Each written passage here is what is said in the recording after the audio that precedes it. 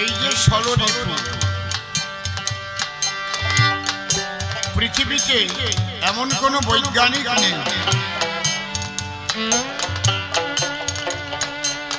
যিনি দেহ থেকে এই 16 ঋতু কেটে আলাদা করে বের করতে পারেন। এটা অদৃশ্য কিন্তু আছে। এর মধ্যে কাম আছে, ক্রোধ আছে, লোভ আছে, মোহ আছে, মদ আছে, মাৎসর্য। আমি যদি বলি ডাক্তার বাবু আমার অনেক লোভ বেড়ে গেছে জানেন, আপনি একটু অপারেশন করে লোভটাকে কিছুটা আমাকে বের করে পারবে? আমারটা রিপিট হচ্ছে না, রিপিটটা একটু কমে স্লাই। তাহলে কেউ নেই মেডিকেল সায়েন্সে পড়াশোনা করা পৃথিবীতে, কেউ নেই।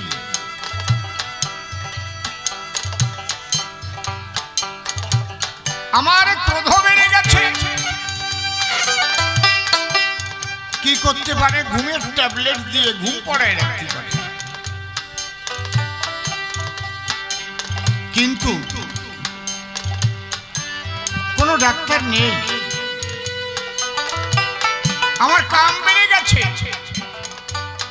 আমি নারী ধর্ষণ করলেই আমার মধ্যে ধর্ষণ করার প্রবণতা বাড়ছে। পারবে?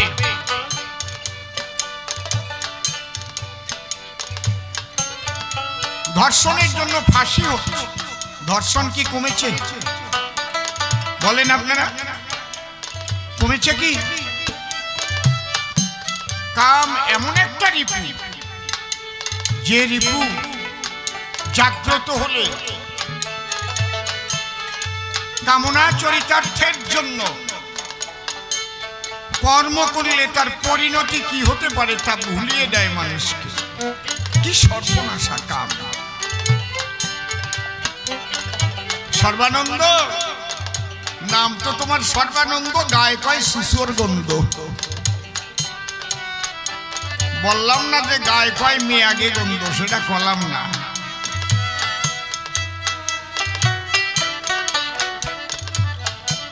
সাধুগুরু মহাপুরুষের সঙ্গ না নিলে, তাদের ক্রিয়াকরণ না করলে তোমার কাম থেকে তুমি নিস্তার পেতে পারো না।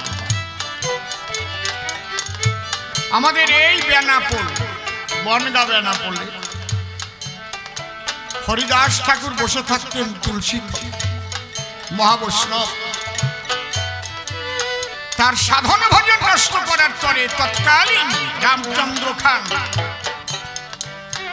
নটি লক্ষ হীরা নামে বেশ্যাকে পাঠিয়েছিল তার ধারে। বিভিন্ন বসন ভূষণে সুসজ্জিতা হয়ে হরিদাসের কাছে গিয়ে করেছিল রতি যাচনা। হরিনাম নামে, হরিদাস নামের মালা নিয়ে করে বলে কৃষ্ণ হরে হরে। সেই বেশ্যা কিন্তু হরিদাসকে টলাতে পারে না।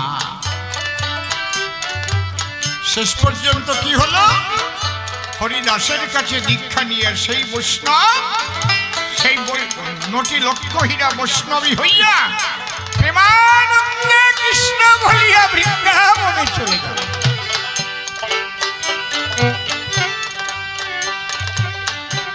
কাসকামিনী নামে একজন বেশ্যা ছিল কলকাতা বউবাজারে, হারকাটা লেনে। বউবাজার হারকাটা লেন, যারা গেছেন তারা জানেন। কলকাতা চিতপুর, সোনাগাছি, যারা গেছে তাদের জানা আছে। ওখানে কাসকামিনী নামে একজন বেশ্যা থাকত। শ্রী ঠাকুর ভবা পাগলা সেই বেশ্যাকে বৈষ্ণবী করেছিল।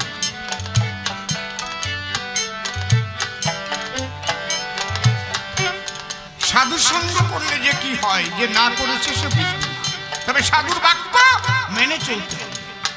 সাধুর করণ কারণ এটা তোমাকে মেনে চলতে হবে। শুধু তুমি দীক্ষা নিলে কাজ হবে না।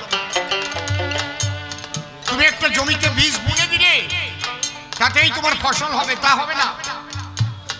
জমিটাকে পরিষ্কার রাখতে হবে, তাতে কৃষক লাগাতে হবে, তাই নাহলে কিন্তু জমির ফসল ভালো হবে না। বীজ কোথায় ফেলছো এটাও বিবেচনা করে ফেলতে হবে।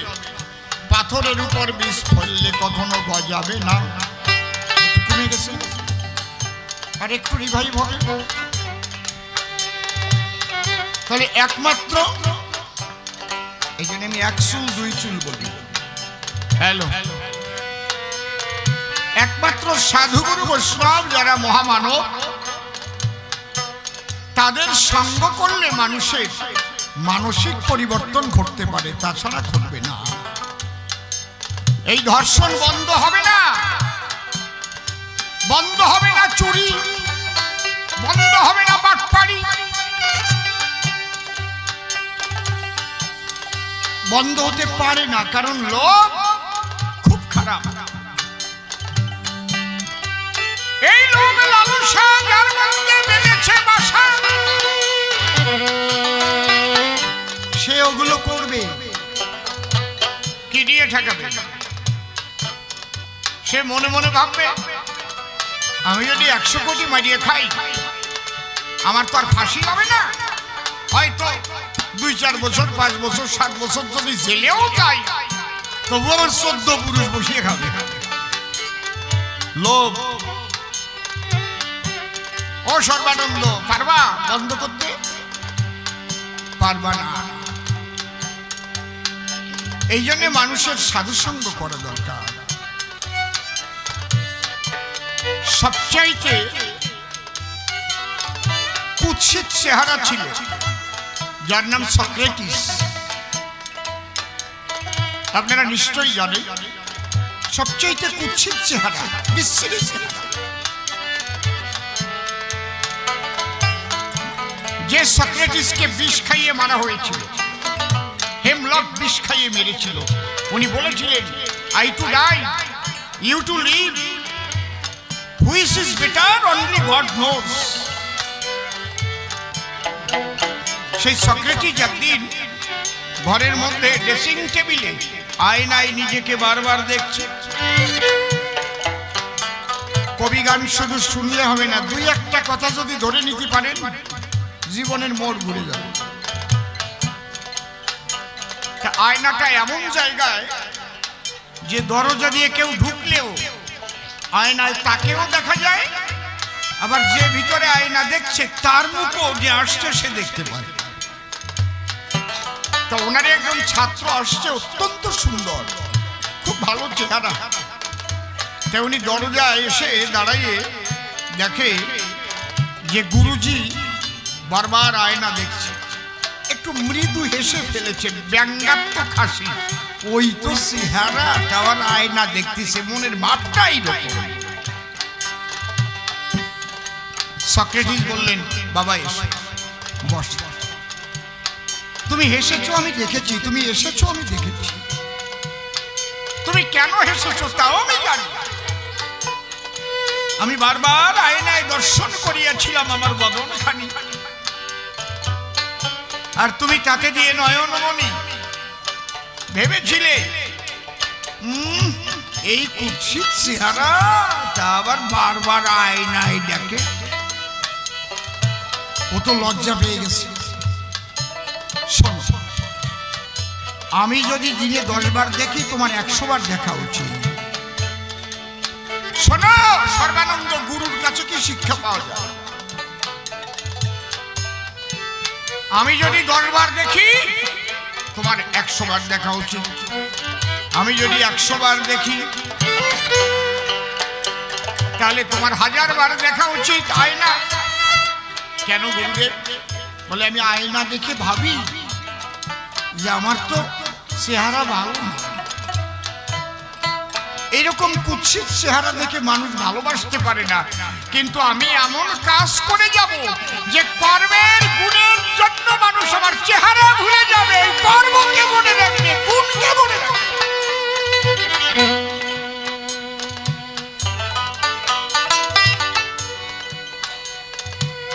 তোমার কেন 100 বার বেশি দেখতে হবে?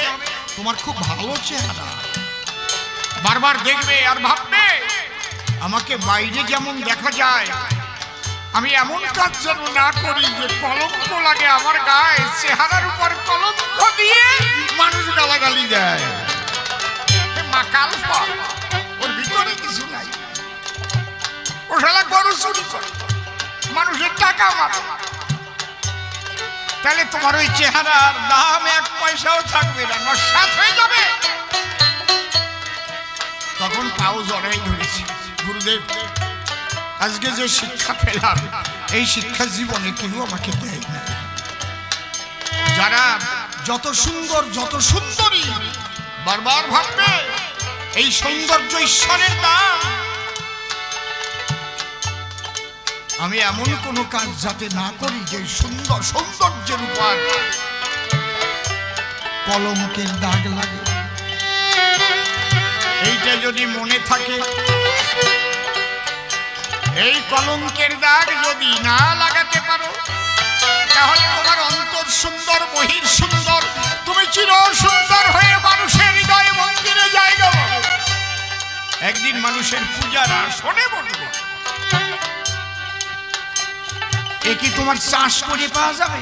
তুমি চাষ করো ভালো, তোমাদের চাষ করা ভালো চালের ভাত খাই, তোমরা ফসল ফলাও বাকলাই, সেগুলো আমরা খাই। কিন্তু সাধুগুরু মহাপুরুষের কাছে গেলে কি মেলে দেখো। তাই আমার গান 10 কৃষকে 10 করে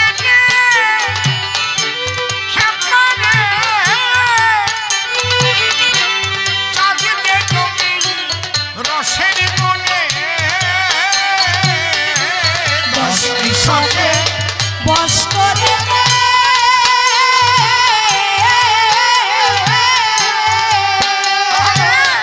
চাষ দে জমি রসের কোণে।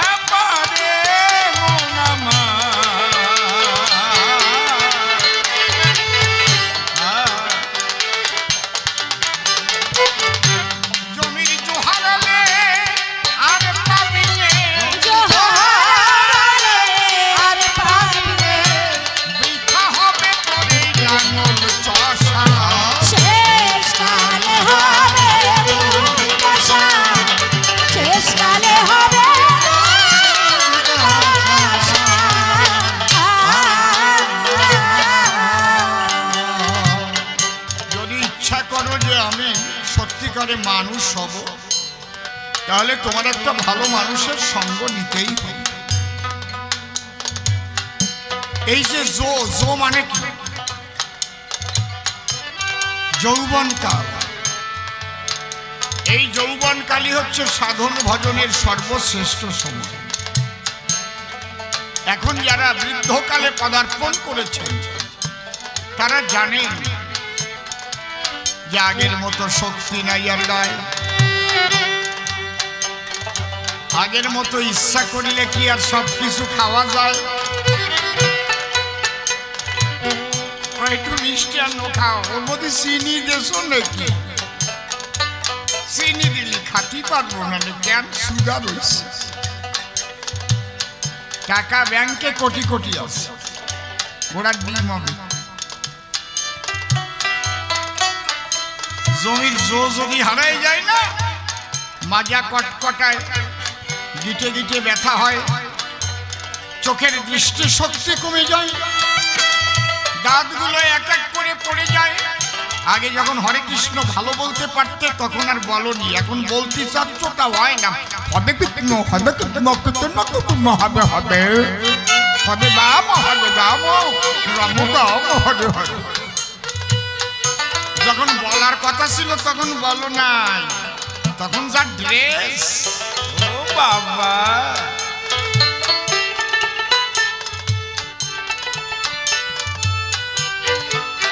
এই জন্য কবিগুরু রবীন্দ্রনাথ বলেছেন,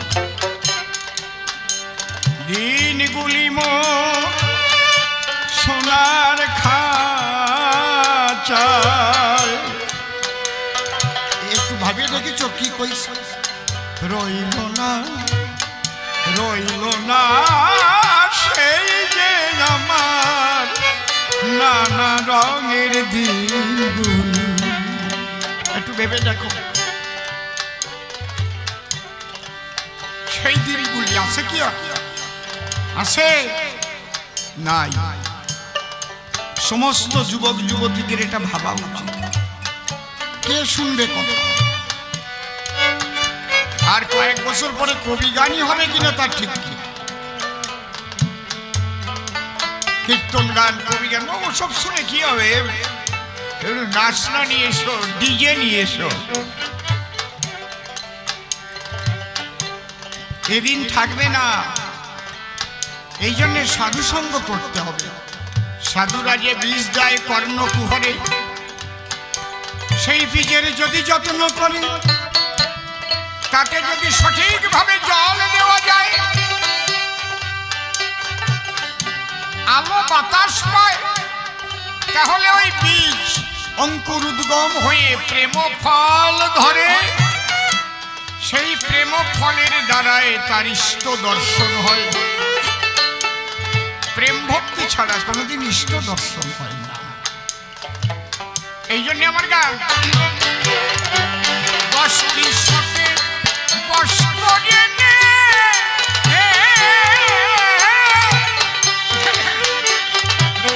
ওরে চাঁদ যে জমি রসের কোণে, বসতি সতে বস করে নে,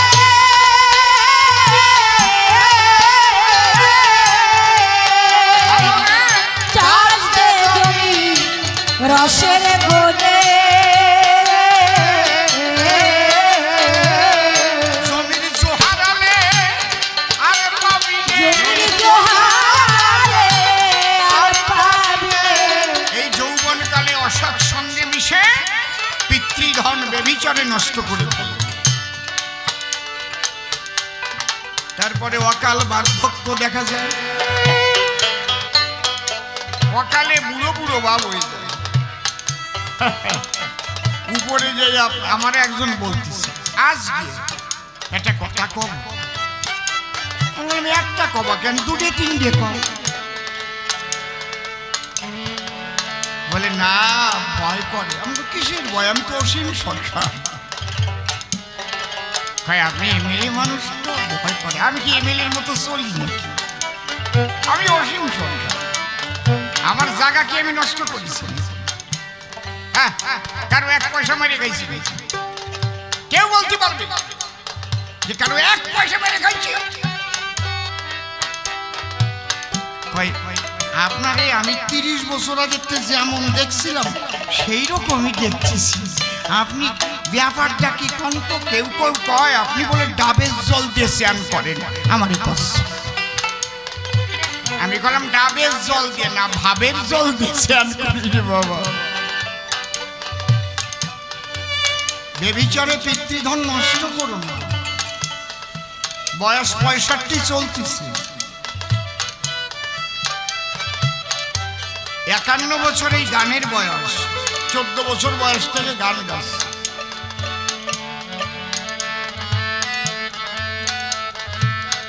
তোমরাও ধরে রাখো। এই জন্য মতুয়াদের গুরুদের কি বলে? ধরা। কেন বলে? যিনি ধরার সন্ধান জানেন তাকে দরকার ধরা। অধর মানুষ ধরবি যদি ওরে আমার মন, যে ধরেছে তারে ধরে নিরিখ ধরে কর সাধন। ও সদানন্দ, এই জীবনের সবচাইতে মূল আনন্দই হচ্ছে পিতৃধন রক্ষা করা।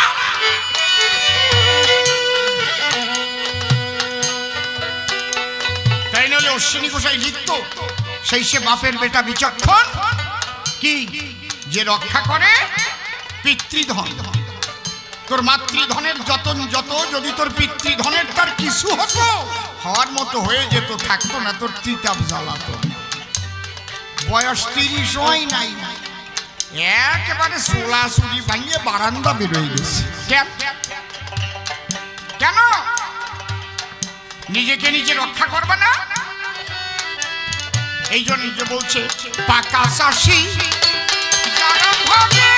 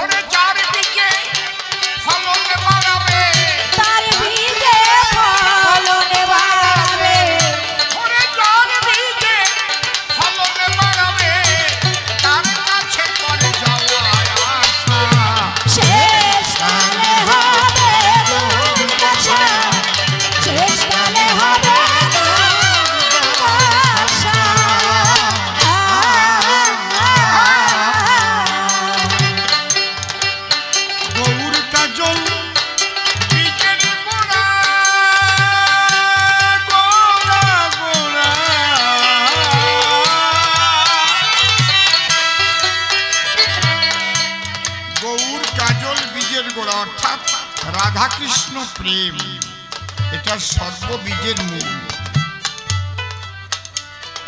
ও বলে গেছে না, মতুয়া, বৈষ্ণব, কালী ভক্ত, কৃষ্ণ ভক্ত এরা মেশে না।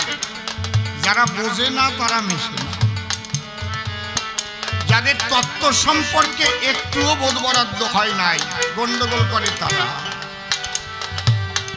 হরি লীলামৃত বলুন, আমার তারকসাদের মহাসংকীর্তন বলুন, আমার অশ্বিনী কর্তার হরিসঙ্গীত বলুন, ওই রাধা কৃষ্ণ প্রেমের নির্যাস ভরা। আর কি আছে তত্ত্বর মধ্যে বলতে পার?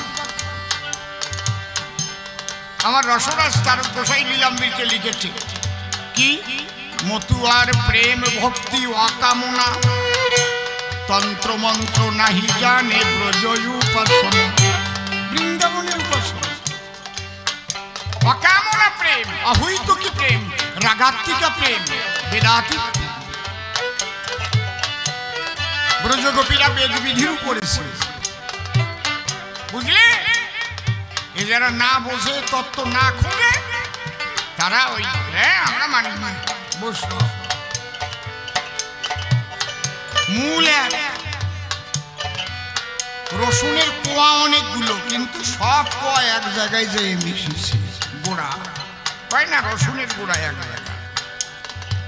ঠিক বোঝার মতো বুঝলে পরে তারা কি আর গন্ডগোল করে? একে বলে অহৈতুকী প্রেম। আমার অশ্বিনী কর্তা লিখেছে, অহৈতুকী প্রেম ভক্তি কই ঘটল অবলার ভাব, মুক্তির আসে আসে বসে হলো না সেই ভক্তি লাভ। যারা না বুঝবে তারা গন্ডগোল করবে, তারা আলাদা আলাদা এক এক ভাব নিয়ে চলবে। এই জন্যে গৌর কাজল বীজের গোড়া বলে গেছে চাষি গোড়া। গৌর কাজল বীজের গোড়া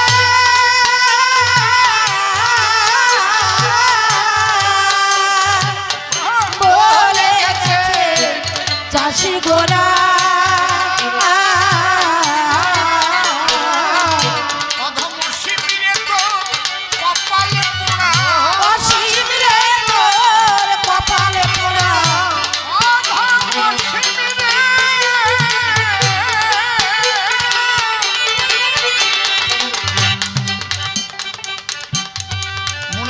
যারা রাধা কৃষ্ণ নিন্দা করে, যারা গৌর নিন্দা করে, তারা আমার তারক চাঁদকে ভালোবাসে না।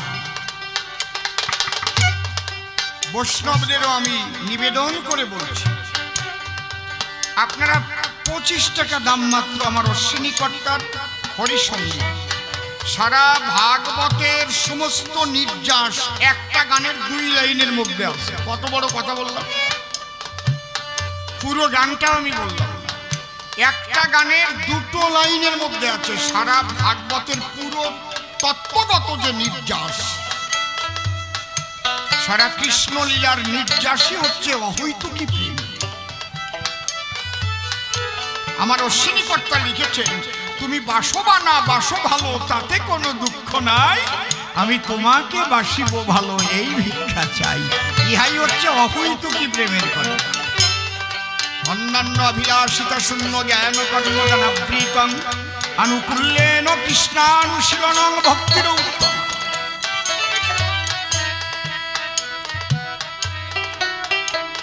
এই সনাতন ধর্মের প্রত্যেকটা ধর্মের ক্ষতি করেছে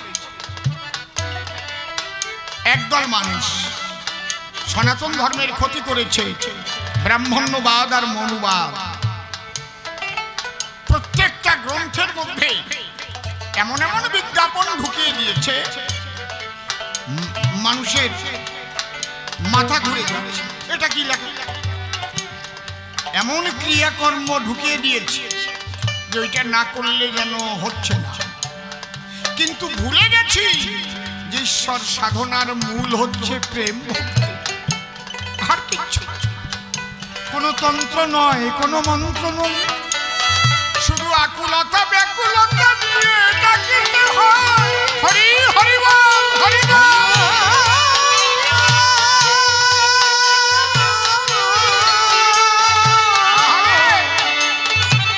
হরি বল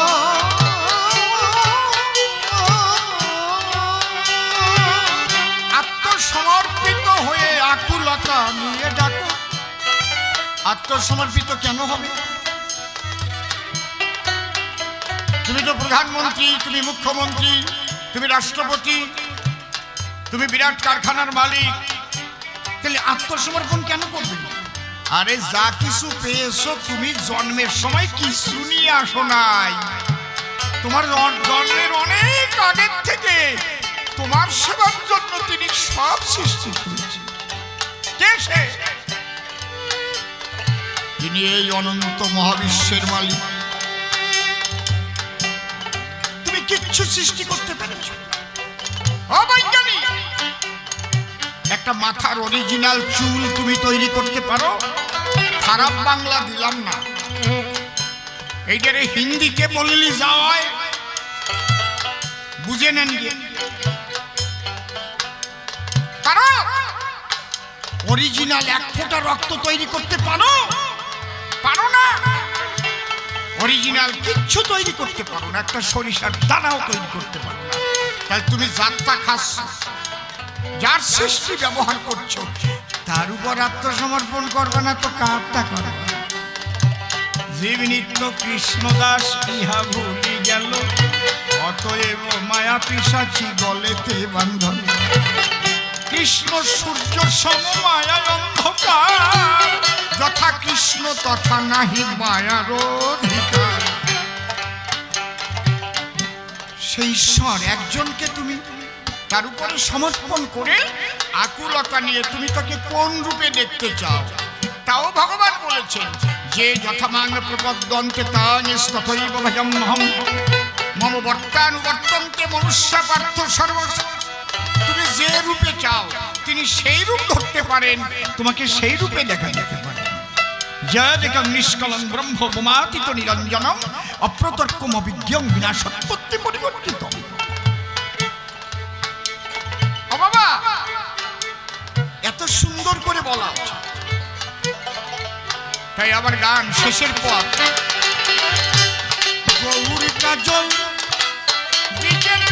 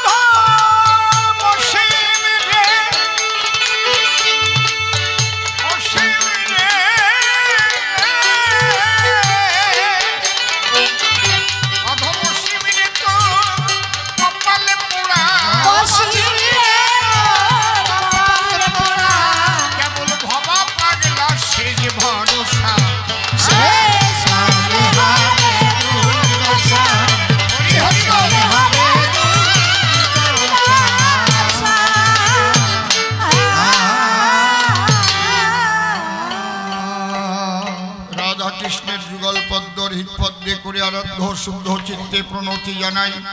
কোনোটাই আর দেবেন না, কোনোটাই আর দেবেন না, যেমন আছে তেমন থাক। সাধুগুরু বৈষ্ণব হেরি আর যত পুরুষ নারী প্রত্যেকের শ্রীপাদ পদ্মে ভক্তিপূর্ণ প্রণাম জানান। আনেন এখন। একটা আনন্দের খবর এলো আমার কাছে, এটা বলার দরকার আছে। অত্যন্ত প্রিয় একজন সত্যিকারের ভালো মানুষ যিনি, তিনি হচ্ছেন আমাদের বনগাঁ দক্ষিণের বিধায়ক। নাম বললেই সবাই চিনবেন, সকলের মনের মানুষ স্বপন মজুমদার মহাশয় তিনি এখানে এসেছেন। তার উদ্দেশ্যে একটা উলুধ্বনি আপনারা করুন, হরি বল হরি বল। আমি বিধায়ক সাহেবকে বলবো, বাবাজি আপনি একটু আসুন, সকলের সামনে একটু দেখা দিয়ে যান, সবাই বড় আনন্দ পাবে। আর আমি সবার কাছে একটু অনুরোধ করবো, আপনারা কিন্তু আসন ছেড়ে কেউ যাবেন না। মাঝখানে একটু বিধায়ক সাহেব এসছেন, আমরা একটু মঞ্চে তুলবো তাকে, আপনাদের সঙ্গে একটু আলাপ হবে। আমি সবার কাছে করজোড়ে অনুরোধ করছি, আপনারা কিন্তু কেউ আসর ছেড়ে যাবেন না, কেউ যাবে না, কেউ যাবেন না। কেন যাবে? আর একটা কথা, আর এই সরকার মার্বেল কিন্তু ভুললে চলবে না। এই যে সরকার মার্বেল, এলডারোডো, রাজস্থান মার্বেল, এদের কথা মনে রাখতে হবে। আগামীকাল কিন্তু সেই যাত্রা গান। শান্তি হরি প্রেমানন্দে আর একবার হরি হরি বলো। শ্রী গুরু নিতাই গৌর প্রেমানন্দে হরি হরি বলো। হরি বল।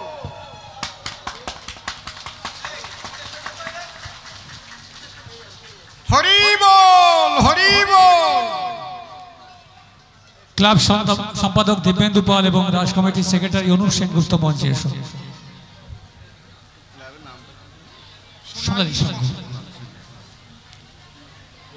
কমল বৌদ্ধ তুমিও চলে এসো মঞ্চে। এবারে সোনালী সংঘের পক্ষ থেকে আমাদের ক্লাব সম্পাদক দিব্যেন্দু পাল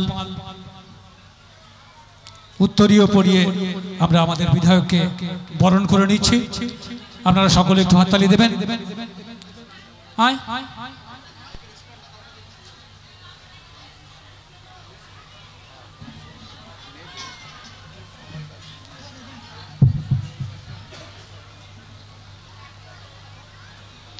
ক্লাবের সম্পাদক দিব্যেন্দু পাল উত্তরীয় পরিয়ে বরণ করে নিচ্ছেন আমাদের বিধায়ক স্বপন মজুমদারকে। সকলে একটু হাততালি দিন। আপনারা বসুন। এবারে রাজ কমিটির সম্পাদক অনুপ সেনগুপ্ত ফুলের ডালি দিয়ে আমাদের নয়নের মণি স্বপন মজুমদারকে বরণ করে নিচ্ছেন।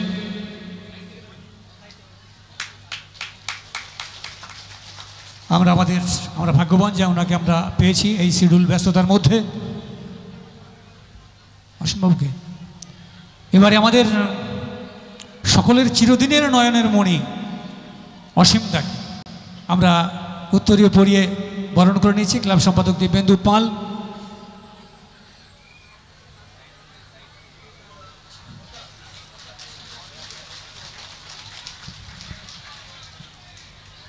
তুলে তোর কমলেশ কমলেশ দাদা এই আর দেবে, আরও দেবে। কমল বৌদ্ধ আন্তর্জাতিক শান্তি সংঘের সর্বভারতীয় সভাপতি কমল বৌদ্ধ অসীমদার খুব স্নেহভাজন। অসীমদাকেও সামান্য একটা পুস্তক দিয়ে সম্মান জ্ঞাপন করছি। আপনারা সকলে একটু হাততালি দিন। কমল বৌদ্ধ নাইসের কর্ণধার। আপনারা এবারে আমি আমাদের বিধায়ক মহাশয় স্বপন মজুমদার মহাশয়কে কিছু বলবার জন্য অনুরোধ করছি। আমাদের এই রাস উৎসব কমিটির পক্ষ থেকে আমাদের বয়োজ্যেষ্ঠ দাদা আমাদের বিধায়ককে পুষ্পস্তক দিয়ে সম্বোধনা জানাবেন।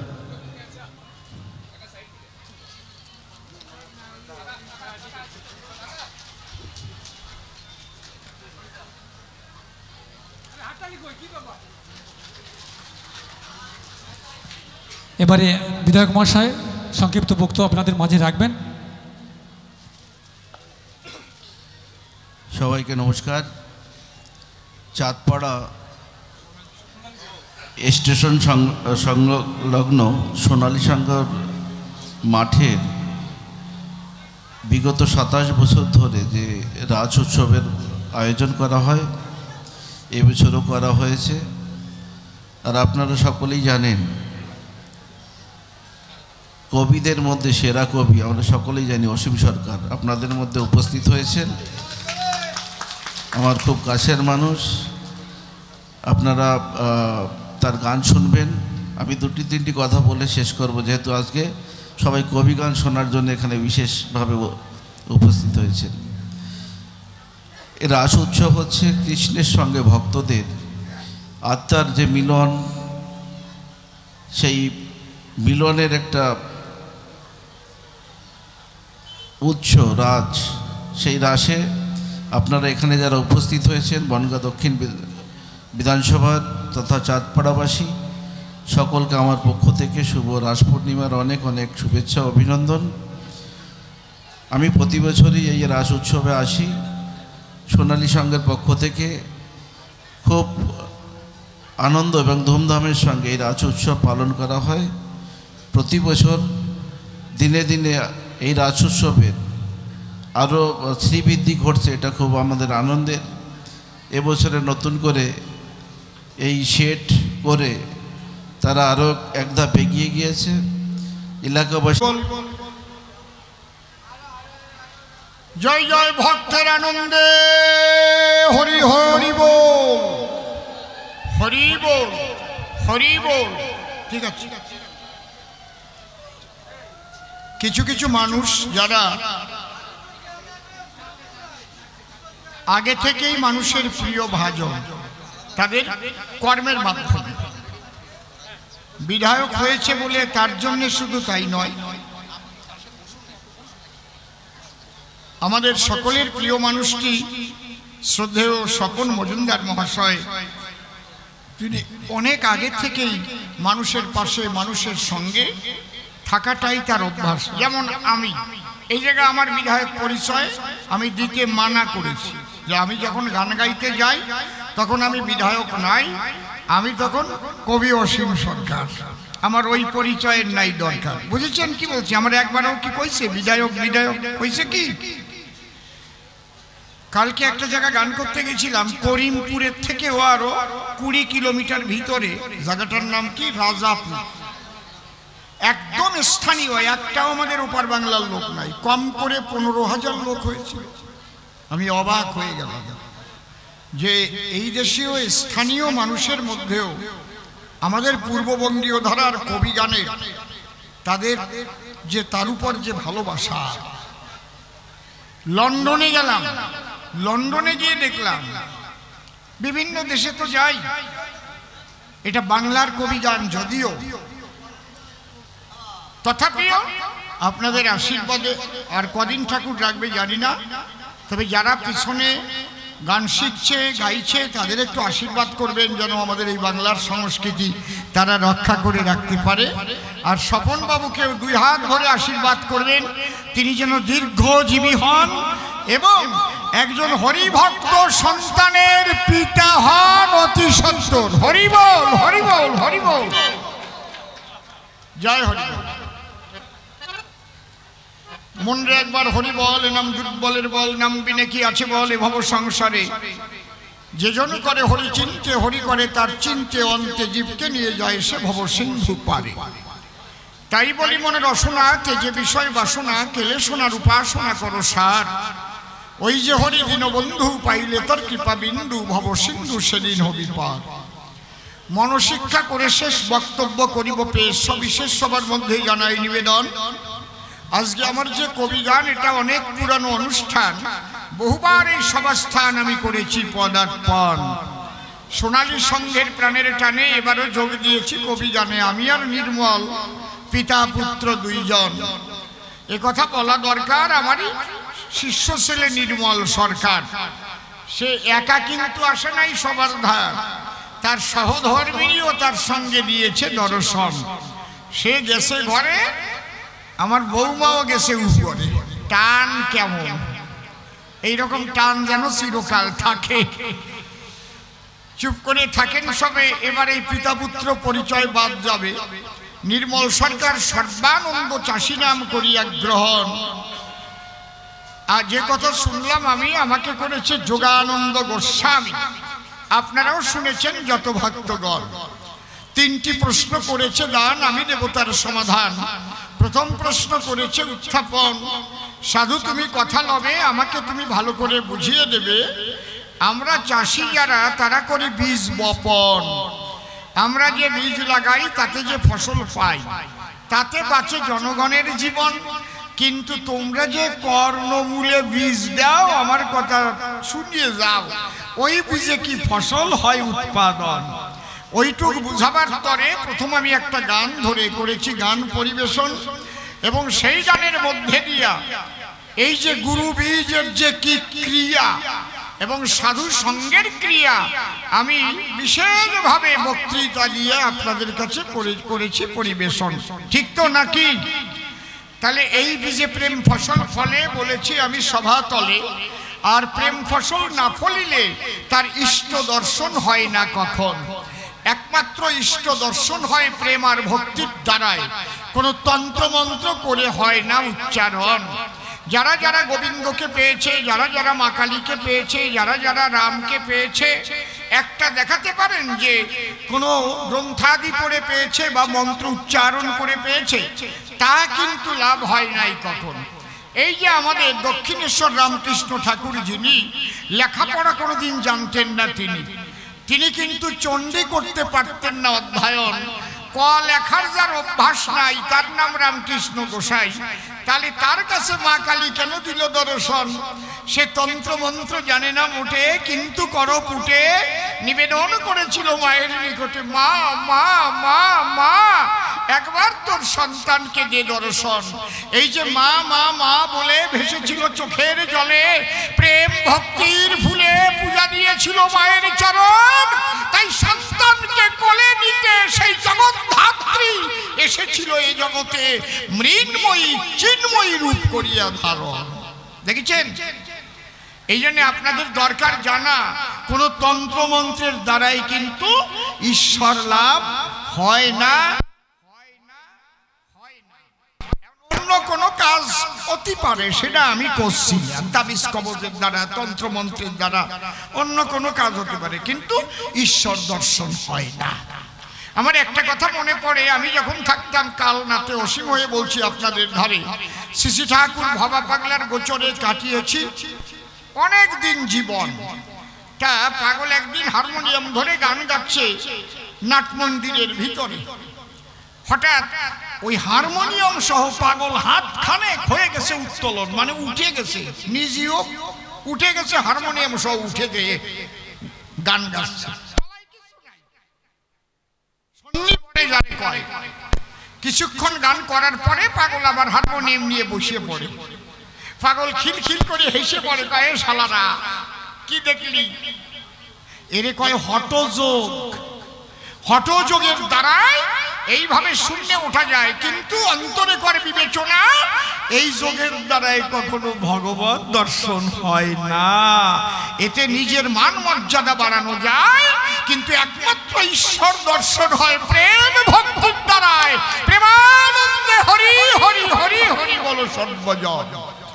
সেই প্রেম ভক্তি শিক্ষা দিতে গৌর এসেছিলেন নদিয়াতে। তার গন্ডগোল বেঁধেছিল কাদের সাথে?